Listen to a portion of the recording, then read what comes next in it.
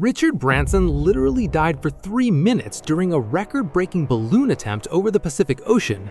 The 41-year-old Virgin founder was plummeting toward breathing waters at terminal velocity when his heart stopped beating. This wasn't just another adventure gone wrong. This was the moment that nearly ended the life of Britain's most daring entrepreneur.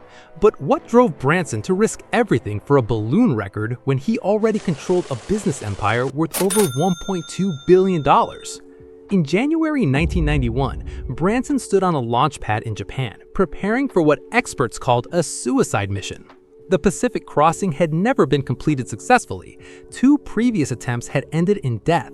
Weather patterns made survival nearly impossible. Yet Branson climbed into the basket anyway, driven by the same reckless ambition that built Virgin from a student magazine into a global phenomenon. The son of a barrister and magazine editor, Branson had displayed this death-defying streak since childhood. At age 4, his mother would drop him miles from home, forcing him to find his own way back. By 16, he was publishing a magazine called Student from the crypt of a London church. The publication lost money for months, nearly bankrupting the teenager before he discovered a brilliant loophole. Branson realized he could sell records by mail order through the magazine, avoiding the purchase tax that traditional retailers paid. This gave him a massive price advantage over established competitors. He called his record company Virgin because everyone involved was completely new to business. The name would prove prophetic as Branson repeatedly entered industries where he had zero experience.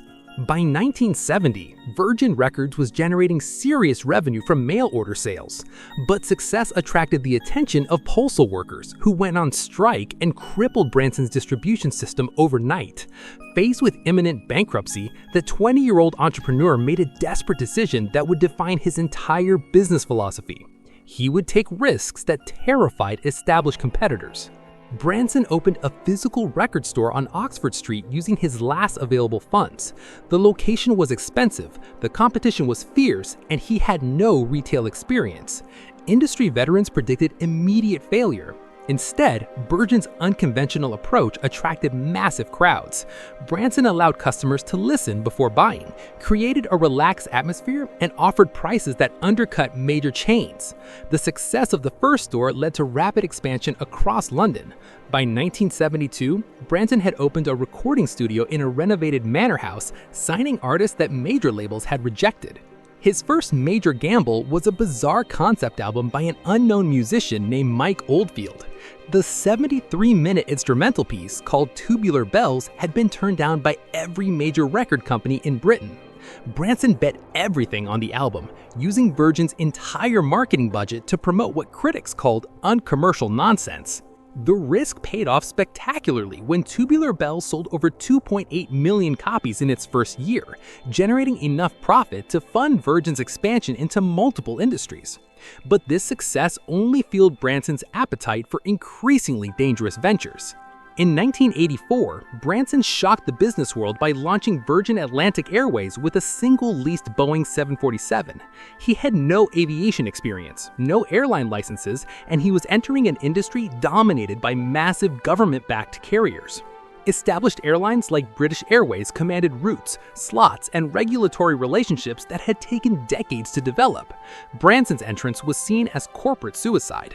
The first Virgin Atlantic flight from London to New York carried Branson himself, along with celebrities and journalists who came to witness what many expected to be a spectacular failure. Instead, Virgin Atlantic's focus on customer service and competitive pricing carved out a profitable niche in transatlantic travel.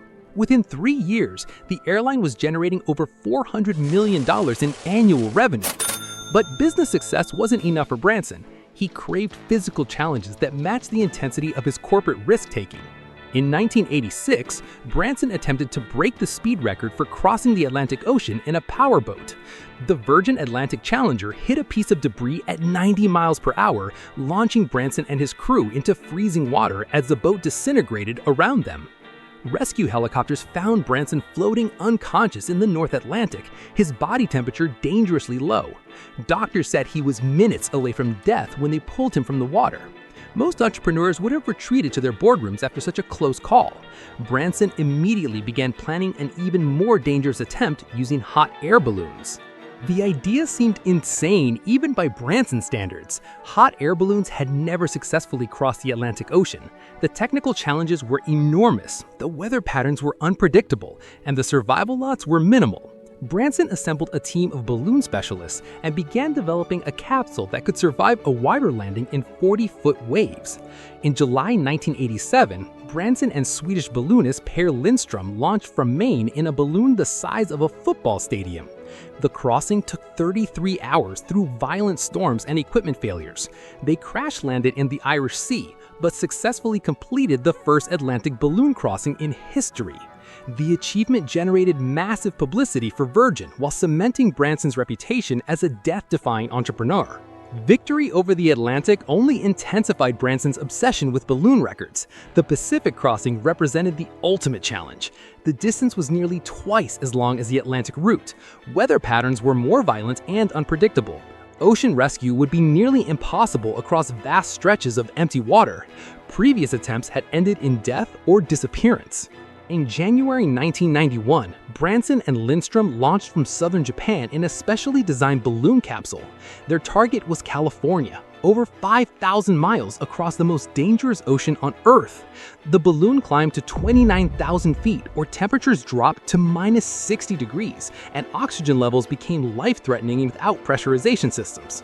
Everything went wrong simultaneously. Fuel systems failed, leaving them with limited heating and no control over altitude. Communication equipment malfunctioned, cutting them off from ground support. Ice began forming on the balloon envelope, adding dangerous weight that pulled them toward the ocean. Branson realized they were going to crash into the Pacific with virtually no chance of survival. As the balloon plummeted toward the water, Branson made a decision to activate their emergency beacon and prepare for water impact. The capsule hit the ocean at over 60 miles per hour, immediately filling with freezing water. Branson was thrown against the instrument panel with enough force to stop his heart. He literally died for 3 minutes before Lindström managed to restart his breathing through CPR. Both men survived the crash, floating in their emergency raft until a Japanese rescue helicopter spotted their beacon signal. Branson was rushed to a hospital in critical condition, suffering from severe hypothermia, internal injuries, and temporary brain damage from oxygen deprivation. Doctors warned that permanent neurological damage was possible. His family prepared for the worst possible outcome. But Branson recovered completely, emerging from the hospital with his appetite for extreme risk unchanged. The near-death experience had revealed something crucial about his business philosophy. The same willingness to face impossible odds that nearly killed him in the Pacific Ocean was exactly what allowed Virgin to succeed in industry after industry against established competitors. Branson's balloon disasters generated enormous publicity that money couldn't buy. Every near-death experience reinforced Virgin's brand image as a company willing to challenge conventional wisdom. Customers associated the Virgin name with adventure, rebellion, and the courage to attempt the impossible. This brand positioning proved invaluable as Virgin expanded into telecommunications, banking, space travel, and dozens of other industries.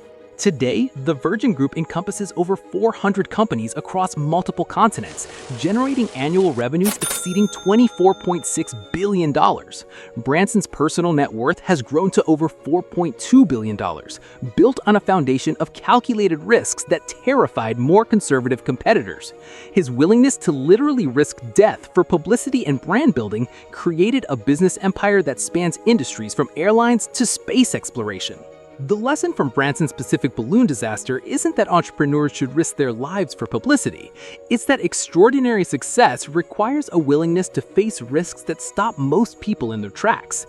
While others calculated probabilities and sought safe paths, Branson repeatedly bet everything on ventures that seemed impossible. That mindset, taken to its extreme, nearly killed him over the Pacific Ocean, but it also built one of the most recognizable brands in business history.